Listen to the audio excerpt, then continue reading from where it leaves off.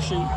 So talk about how it feels, first win of your 10 years since you came back here to Grand Haven, and just talk about all the work you put in. Yeah, last year was rough, obviously, having to go through COVID and all the things that we had to deal with, and basically just to put a game together.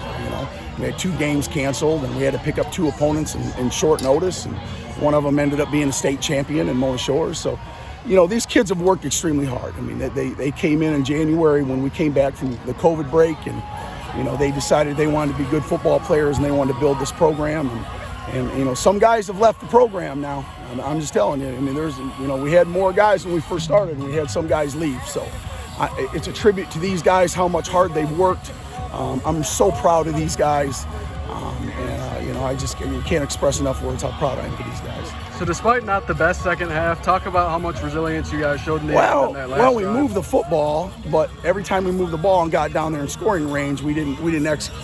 So we tried to get a field goal there to try to put it away and didn't get it. And for a first-year kicker, he never kicked. This was his first time he ever kicked football in a game before, and so it's one of those things where I felt like we executed, but when we needed to really punch it in and put it away, we just didn't get a chance to do that. Defense rose up to the occasion. They did a great job.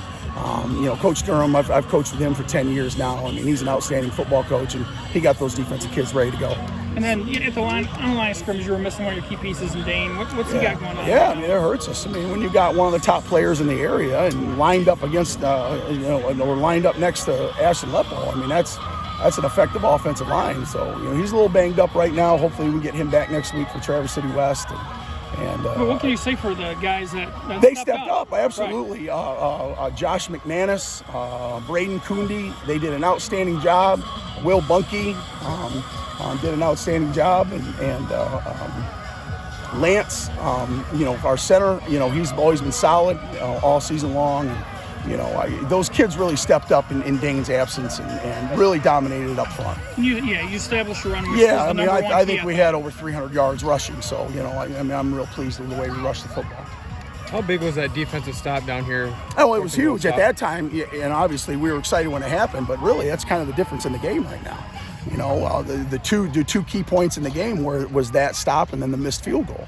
That kept everything, tight. And then they got the 2-point conversion, to be able to get it, if they score and get the 2-point, and then we could go to overtime. So, that's what we try to stress to our kids. Every moment counts, and you got to play this thing for 4 quarters.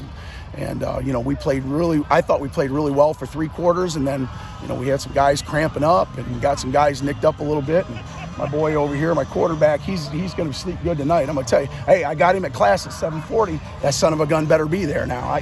I know he'll be there. So, but I'm proud of him. I mean, he did some stuff not only offensively for us that really spearheaded the win. I mean, he did a great job on defense too, and we're asking him to do a lot. I probably don't say it enough, and I can look at him in the eye now. I mean, I'm just really proud of him and all the efforts that he does, and he's a great ball player. Thanks a lot. Thank you.